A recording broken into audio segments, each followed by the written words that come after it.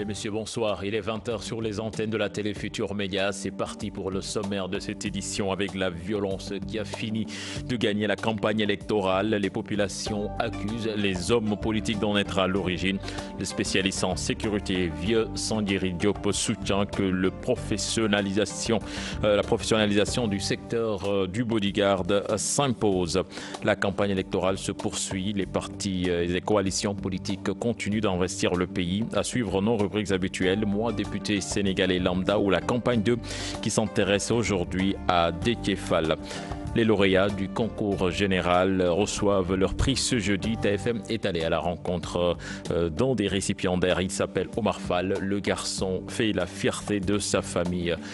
C'est tout pour le sommaire de cette édition. Tout de suite, le développement.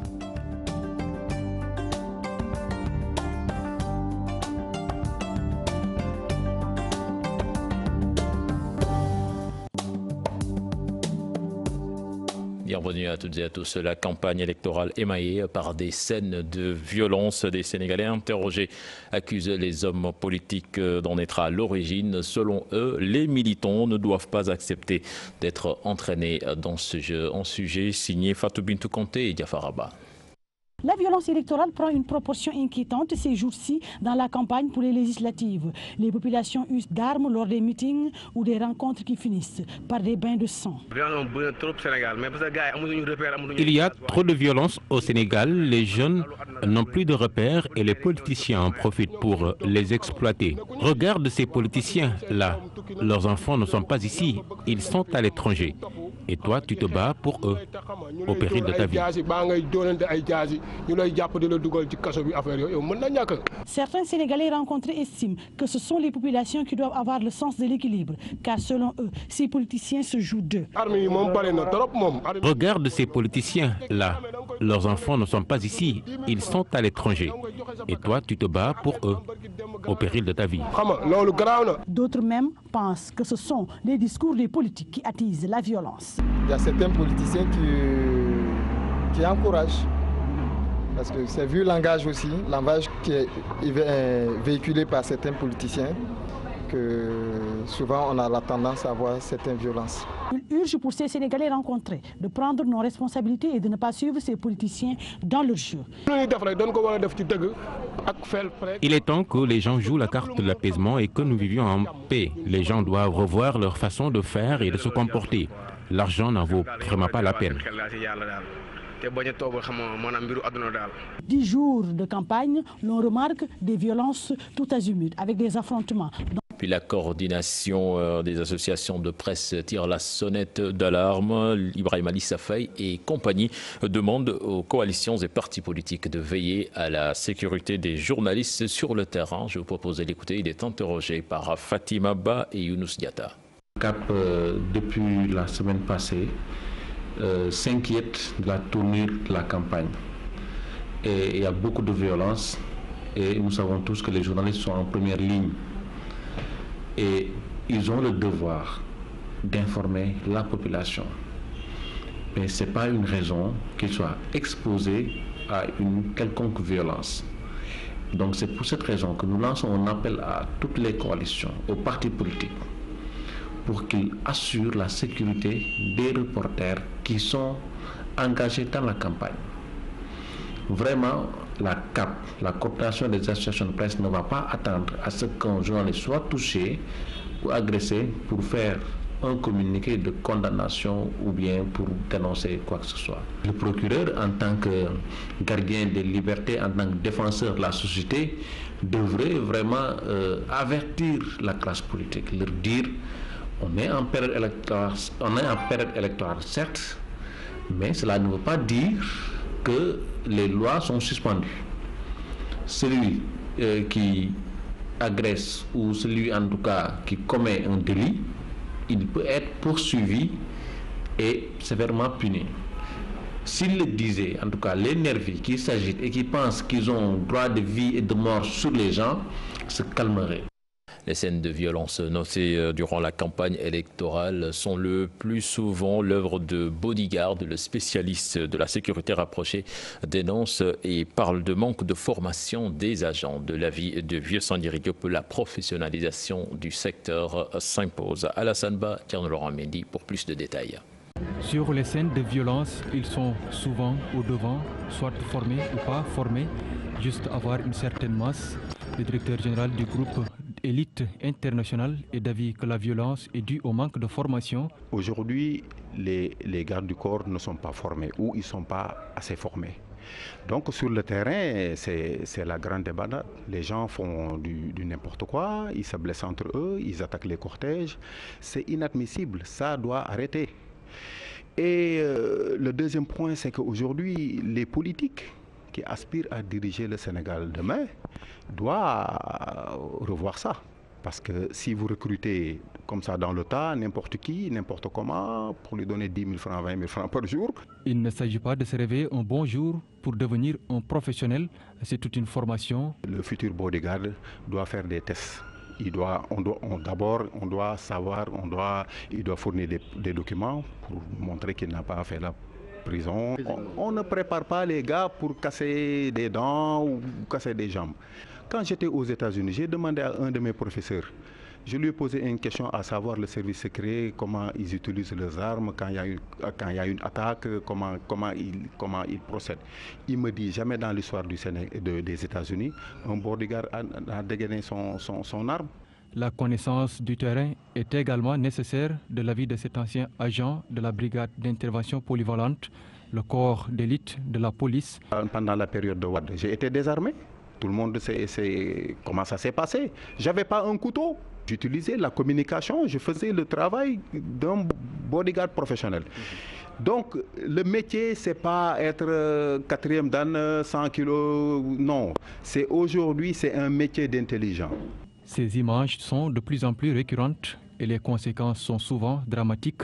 Néanmoins, les autorités continuent de fermer les yeux. Alassane Ba, malgré la décision du ministère de l'Intérieur portant interdiction de vente et de port d'armes blanches, machettes et couteaux se vendent toujours à Dakar. Au marché de la Gueule-Tapée et de Tilène, les commerçants disent ne pas être au courant de la mesure. On fait le point avec Dissa Prera et Pape Sangone Baye. Tchernofal et Kenkaye au marché de la Gueule-Tapée. Machettes, couteaux et autres objets tranchants fait partie de ce que le commerçant propose à sa clientèle. Mais le vendeur est laconique et prudent quant à son chiffre d'affaires durant cette campagne électorale. Il y a des gens qui utilisent tout le temps les coupes-coupes et ce n'est pas à cause de cette campagne.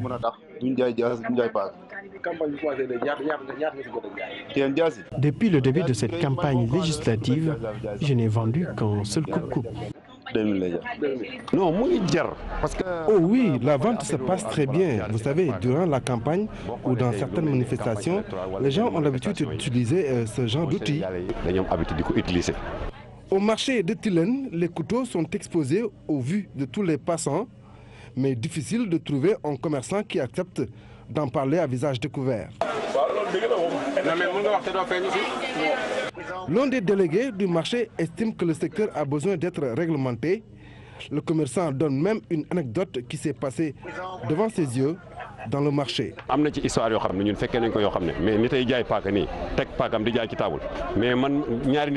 Il y a des commerçants qui ont été victimes de la vente des coupes-coupes alors qu'ils n'avaient rien à voir avec cette histoire. À mon avis, il est temps de réglementer ce marché. Pour rappel, le ministère de l'Intérieur et de la Sécurité publique a sorti un arrêté portant interdiction de détenir des armes blanches sur l'ensemble du territoire national.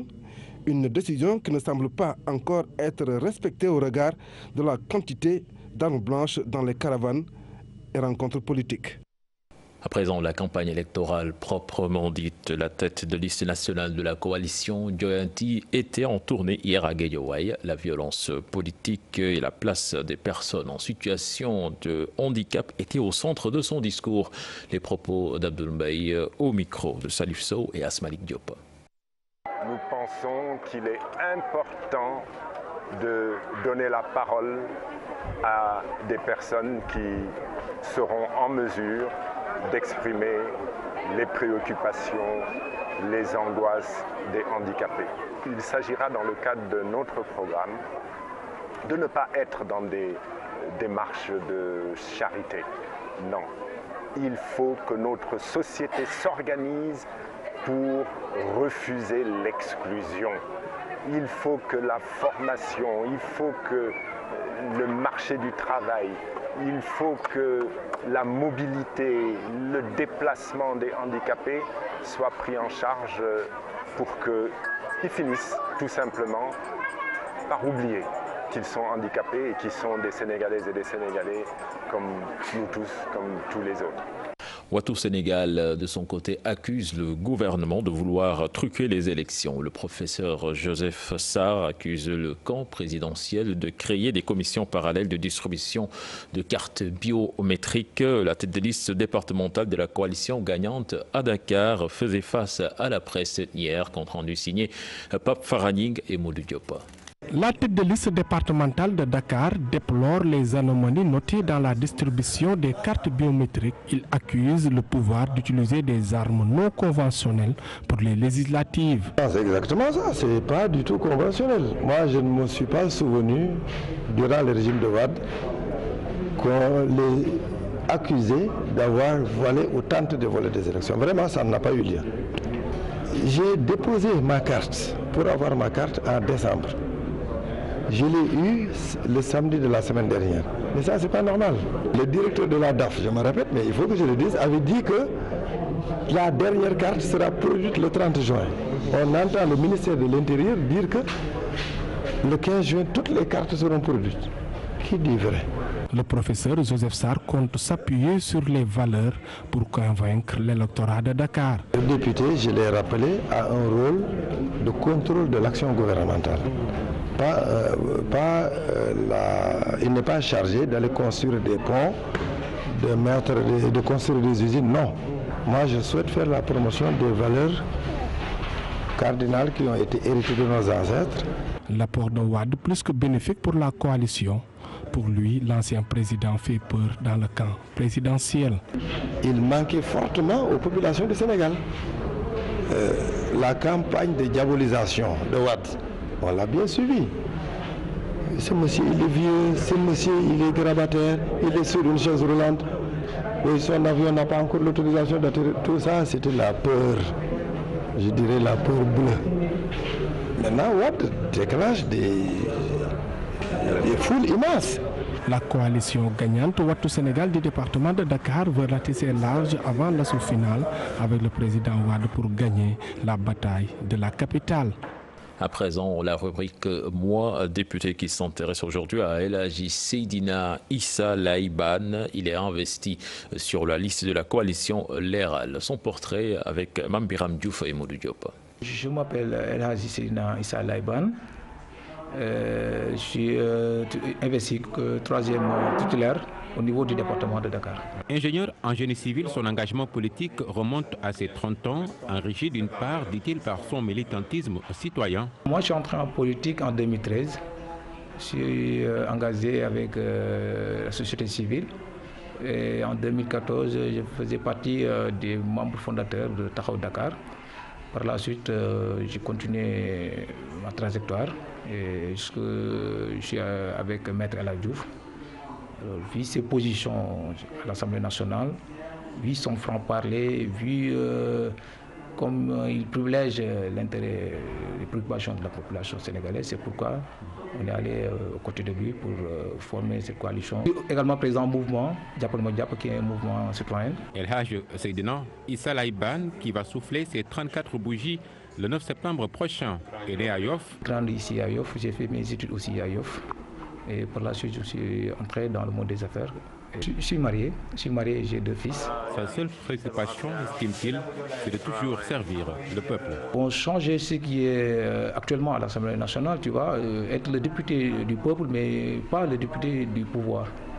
Et prôner peut-être un changement sur la façon dont les députés sont là-bas. Quelques éléments de réponse sur ses loisirs. Bien écrire, je fais aussi du sport, mais en marche quoi. Je marche beaucoup quoi. La campagne s'intéresse aujourd'hui à Déthié Fall, investi à la 7e position sur la liste nationale de la coalition Manko Taxawu Sénégal. Ses proches Samba Thioub et Pape Ndiambé estiment que c'est quelqu'un de courageux qui mène une politique saine. Alassane Ba, Thierno Laurent Mendy pour plus de détails. Deux amis, mais également très proches de Déthié Fall, numéro 2 du Rewmi, candidat à la députation, investi sur la liste de la coalition Manko Taxawu Sénégal. Il est en campagne, on est tout le temps sur le terrain, donc vraiment c'est très difficile pour nous tous. Mais vraiment lui, la manière dont il le fait, vraiment bon, on se dit même parfois est-ce que c'est un humain, parce que il ne montre pas de signes de fatigue, ni voilà quoi. Donc il est tout le temps à l'œuvre et vraiment c'est extraordinaire.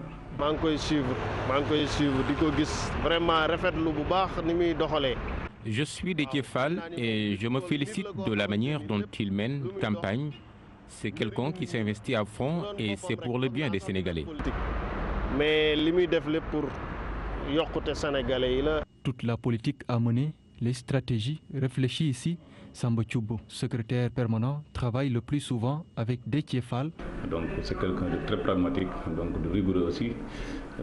C'est quelqu'un vraiment qui aime ce qu'il fait et vraiment qui le fait avec beaucoup de rigueur et beaucoup de professionnalisme. Donc vraiment il est facile de travailler avec lui. Donc on a été ensemble dans pas mal de localités du pays, donc pratiquement dans tout le Sénégal. Et vraiment, je l'ai vu à l'œuvre et je peux dire que vraiment c'est un travailleur et c'est ce dont le Sénégal a besoin de. Lui dit bien connaître l'homme et c'est bien pour avoir été à ses côtés pendant longtemps.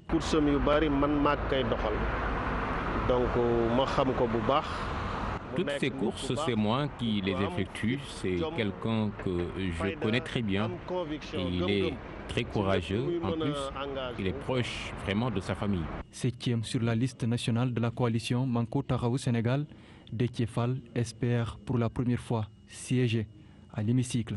Et puis Business autour de la campagne s'intéresse aujourd'hui aux locataires de chaises et bâches. Ces derniers attendent encore l'arrivée des candidats à la députation. Le business ne tourne pas encore pour ces locataires, nous disent nos reporters Aminata Baresso et Diafaraba. C'est un marché qui n'est pas encore brisé. Les futurs candidats à la députation se font encore désirer.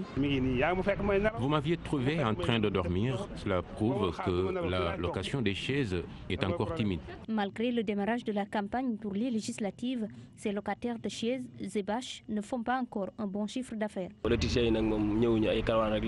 Ils organisent plutôt des caravanes à la place des meetings. Elas Ndiaye et ses camarades disent d'ailleurs préférer louer leurs chaises pour des cérémonies de mariage ou de baptême.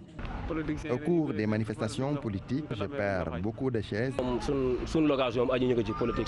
Vous savez, il m'arrive de louer des chaises pour des meetings, mais après je me retrouve avec beaucoup de chaises cassées. La vente est encore au ralenti et pourtant différentes chaises et bâches sont proposées aux clients, des chaises VIP comme des chaises en plastique. Tout est là pour ces candidats à la députation. Sénégalais lambda et campagne est allé à la rencontre des chauffeurs et receveurs de bus Tata. Les bouchons que cause la campagne électorale, justement, les indisposent au plus haut point. Ils souhaiteraient que cette campagne soit moins animée. Maïmouna Ndiaye, Modou Diop. Embouteillage dans les routes principales, la campagne pour les législatives de 2017 décryptée dans ce terminus. Nous sommes à Diamalaye. Les caravanes accentuent les embouteillages. Actuellement, rien ne marche. Ces coalitions occupent les principaux axes. Du coup, notre travail est au ralenti.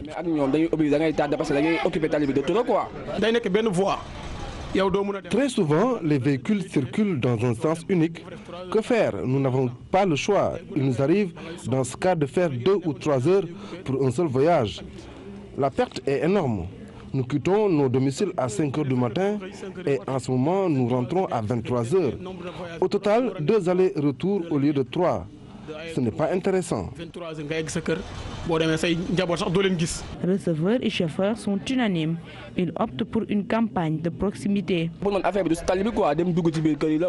À mon avis, les caravanes n'ont pas de sens. Les différentes listes doivent déployer des moyens, aller dans les maisons, tenir un langage de vérité aux populations. À mon humble avis, c'est beaucoup mieux. Pourquoi ne pas aller dans un vaste espace et tenir les campagnes? Il faut qu'ils évitent la circulation. Des députés au service des populations, une demande réitérée. Les députés oublient trop vite. C'est nous qu'ils représentons.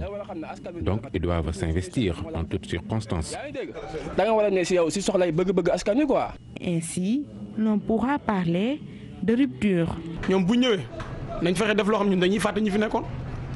Nous parlons de toute autre chose à présent avec la rencontre de recherche entre acteurs du monde des arts sur les politiques culturelles qui se tient au musée de l'IFAN de Dakar. Il s'agit d'évaluer cette feuille de route qui définit la politique culturelle du Sénégal. Compte rendu signé Ibou Diouf et Thierno Laurent Mendy. Ils sont tous des acteurs du monde des arts et de la culture. Cette fois, ils se retrouvent pour échanger autour des questions liées aux politiques culturelles du Sénégal et de ses fondements. C'est une stratégie d'abord, une certaine rationalité. C'est une manière d'organiser et de mieux planifier l'action culturelle dans un pays. Et cette politique doit avoir une vision, une démarche, des indicateurs, bref, tout un cadre qui lui permet de se penser en même temps qu'elle pense le monde.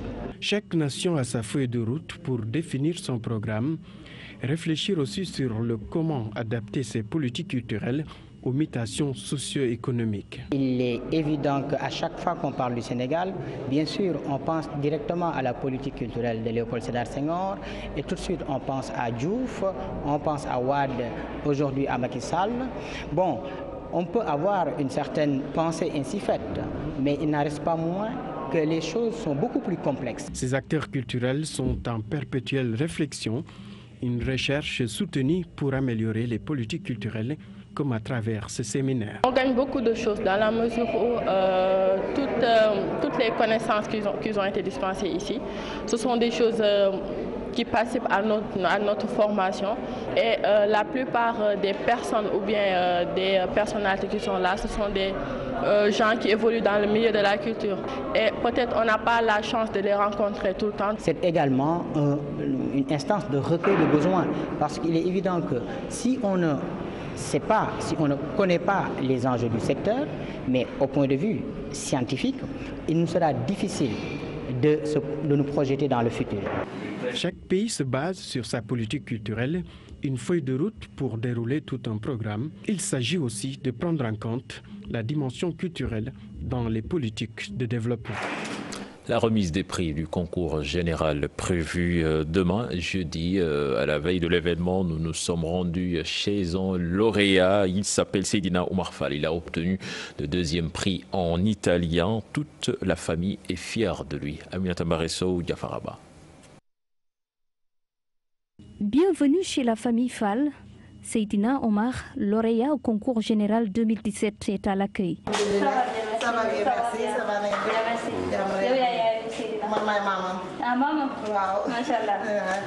À la cité Suprême, chez les grands-parents, c'est ici que tout a démarré pour notre petit génie. C'est ce qu'on attend des garçons, des enfants.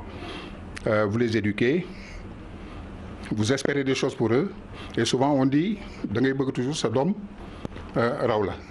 Au lycée Malik Sall de Louga où il poursuit ses études, Seydina se distingue pour sa matière préférée, l'italien. C'est comme un don quoi. Je n'apprends même pas carrément l'italien pour être à la hauteur, mais quand on fait des devoirs, je m'en sors carrément. Aujourd'hui, il monte sur le podium du concours général pour son 2e prix en italien et de 2 pour la famille Fall. Je suis très fier parce que dans toute notre région, il n'y a que 2 lauréats, moi et un autre. Bon. Et nous sommes tous les 2 des Italiens, quoi. J'ai beaucoup apprécié son prix parce que moi-même j'ai eu un accessit en allemand en 1972. Nous aimons les langues tous les 2.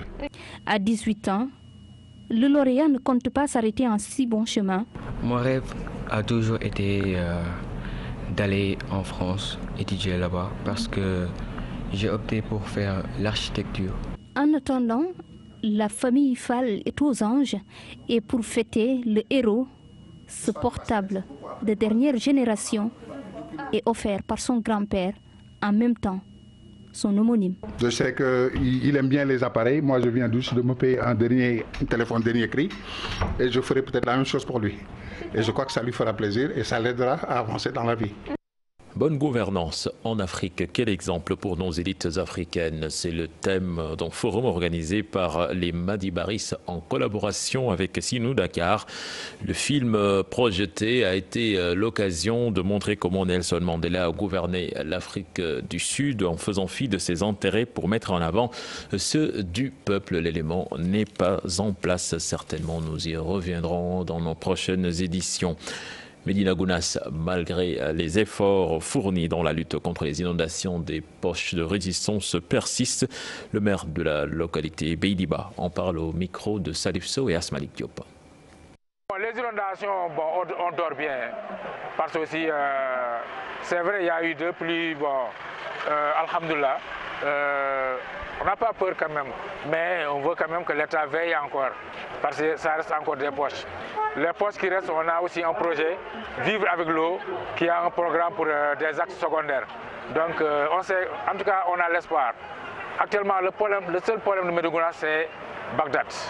Parce que Bagdad, arrêt Djakedi, là-bas quand même, c'est là-bas que le problème, même s'il pleut, les interventions que nous faisons, c'est à partir de là-bas. Même les chapeaux-pompiers, actuellement, c'est au niveau des marchés samedi et Bagdad qu'ils interviennent. Mais les postes qui restent dans la commune, vraiment, nous les maîtrisons pas. Actuellement, ce qu'il nous faut, c'est des solutions définitives. Vraiment, on ne veut plus de motopompes. On ne veut plus vraiment qu'on parle des motopompes. Ce qu'on veut, c'est des solutions définitives. C'est seuls les canaux secondaires qui peuvent régler le problème de Médina Gounass. Donc, on a l'espoir parce qu'actuellement, le président en personne, c'est le président en personne qui veille sur Médina Gounass.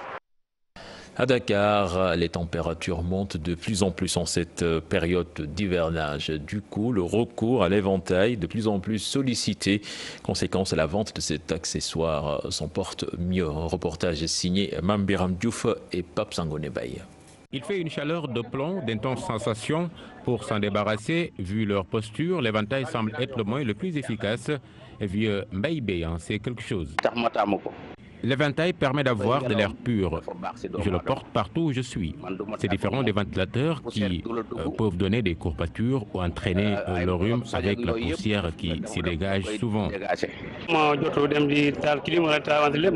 Je n'ai vraiment pas le temps d'être sur place et de profiter des ventilateurs. Je peux me promener partout avec l'éventail. L'astuce qu'a trouvé Yacine, moins efficace, mais ça peut aller de temps en temps. Je préfère tenir cette enveloppe parce que j'ai oublié l'éventail à la maison.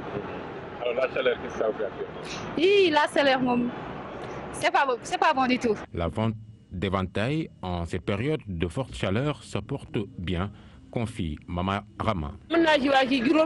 Il arrive d'avoir un chiffre d'affaires très intéressant, 3 000 ou 4 000 francs en cette période. Et si la saison varie, je me retrouve souvent avec 500 ou 1000 francs. Parfois, je ne vois même l'ombre de clients. Difficile de faire avec la chaleur, le recours aux éventails adoucis.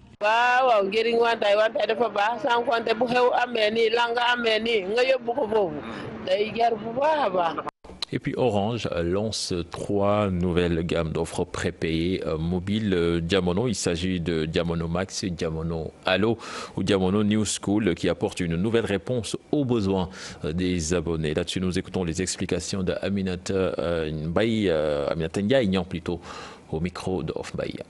On est venu avec ces nouvelles propositions Diamono, Diamono Max, Diamono Allo, Diamono New School, qui apportent vraiment une réponse, on le pense, complète et attractive à tous ces besoins que les Sénégalais ont exprimés.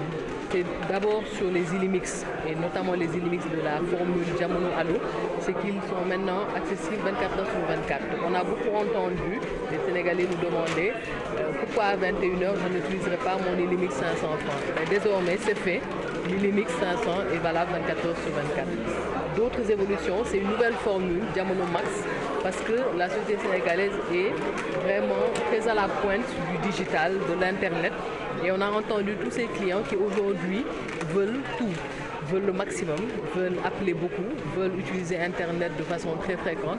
Et on leur répond avec la formule qui s'appelle Diamono Max, qui leur permet d'avoir de l'abondance, Internet, appel, qui leur permet aussi des services nouveaux. J'utilise mon Illimix, il me reste des minutes. Je peux avoir le report de minutes, c'est-à-dire ces minutes-là, elles ne vont pas se perdre. Je vais les retrouver quand je vais racheter un Illimix. C'était le dernier élément de ce journal. Prochain rendez-vous pour l'information, ce sera à 0h avec le tout en images. Mais tout à l'heure, vous avez rendez-vous avec Papa Ngagne Ndiaye dans Faram Fathié avec le débat politique de la campagne électorale. Excellente suite de programme en compagnie de la Télé Futurs Médias. Au revoir.